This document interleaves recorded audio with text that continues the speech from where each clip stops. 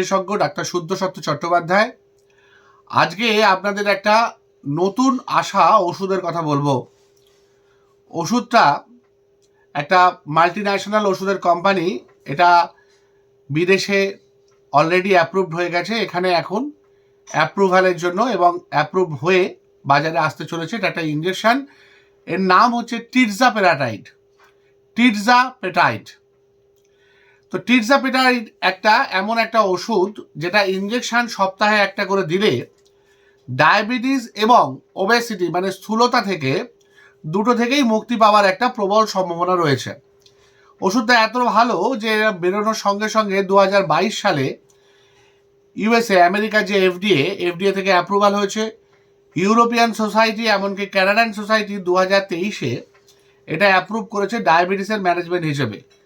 2024 সালে জাস্ট এক বছরের মধ্যে এটা ওবেসিটি ট্রিটমেন্ট হিসেবে অ্যাপ্রুভ হয়েছে আমেরিকায় এবং এটা খুব শীঘ্রই ভারতের মার্কেটে চলে আসছে। এবার টিরজাপেটাইড কি? টিরজাপেটাইড হচ্ছে এর দু একটা ওষুধ অলরেডি আমাদের মার্কেটে আছে, তারই ভাই বলা যায় এবং তার অ্যাকশনও প্রায় একই রকম। এরা হচ্ছে GLP-1 অ্যানালগ। জিএলপি কি? আমরা বলি যে আমাদের পাকস্থলী এবং তার আশেপাশে কিছু লোকাল হরমোন সিক্রেটিং গ্ল্যান্ডস থাকে, সেখান থেকে কিছু লোকাল হরমোন তৈরি হয় পাকস্থলী, ক্ষুদ্রান্ত্র, অগ্নাশয় এদের কাছে।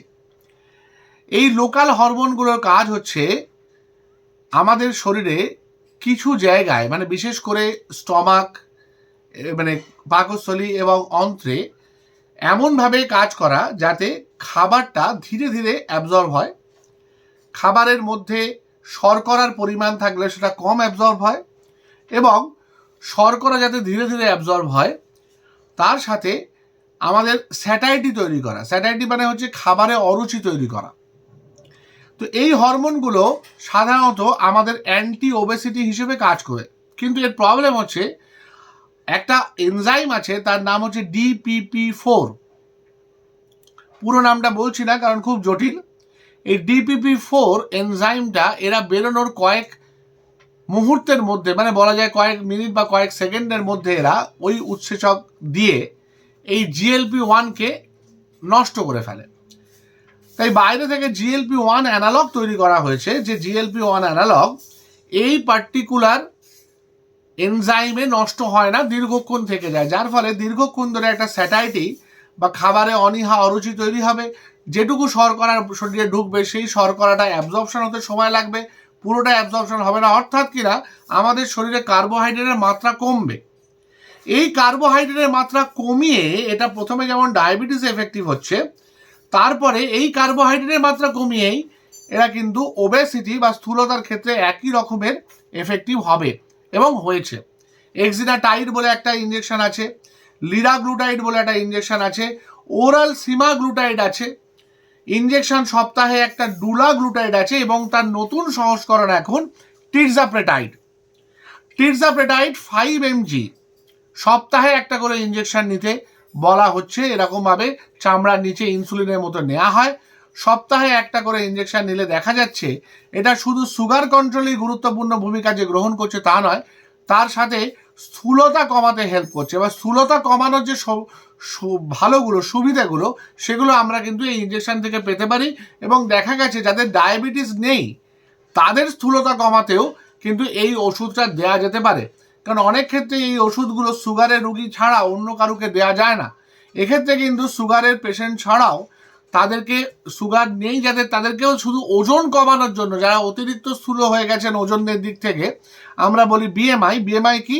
বিএমআই হচ্ছে হাইট, এই weight in KG divided by height in metre square.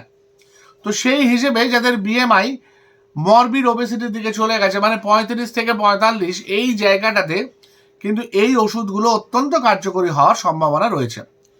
এবার ধরা যাক কি সমস্যা হতে পারে ওষুধটা নিলে। সপ্তাহে 5 mg ইঞ্জেকশন নিলে কি সমস্যা হতে পারে, যেটা এই বাকি ওষুধগুলোর কথা বললাম, এক্সিনাটাইড, লিরাগ্লুটাইড, সেমাগ্লুটাইড, এই যে ওষুধগুলো, ডুলাগ্লুটাইড, এই যে ওষুধগুলো যে সাইড এফেক্ট আমরা দেখেছি সেটা হচ্ছে সাধারণ ক্ষেত্রে যেহেতু অ্যাবজর্পশনটা ধীরে ধীরে হয় তাই খাবারে অরুচি হয়, নশিয়া, ভমিটিং হয়, এবং পেটের বিভিন্ন রকম সমস্যা হতে পারে, পটি খারাপ হতে পারে, পেটে মাঝে মাঝে ক্র্যাম্প ব্যথা হতে পারে।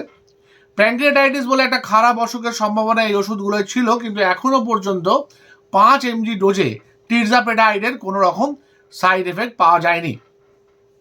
এবং তার সাথে এই ওষুধটা 15 mg অবধি গেলে তখন বিভিন্ন রকমের অ্যাডভান্স এফেক্ট পাওয়া যাচ্ছে, কিন্তু 5 mg বা 10 mg পর্যন্ত বিরাট কিছু সমস্যা বা সাইড এফেক্ট পাওয়া যায়নি।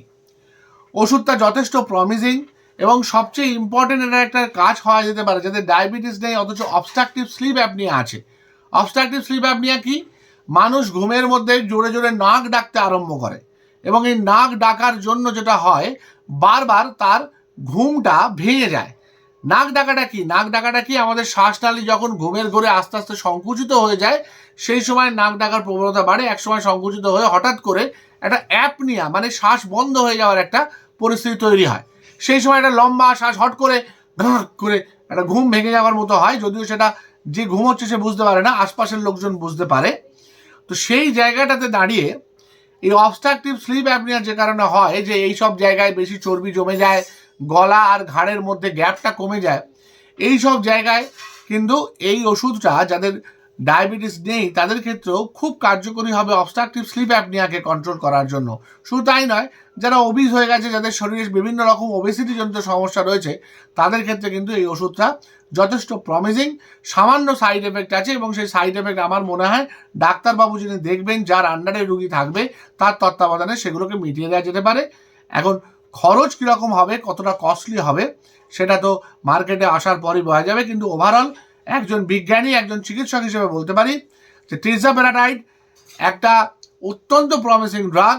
আমাদের দেশে যেহেতু ডায়াবেটিস ক্যাপিটাল, সেহেতু ডায়াবেটিস এবং তার সাথে স্থূলতা কমানোর ক্ষেত্রে এর অবদান কিন্তু একটা গুরুত্বপূর্ণ ভূমিকা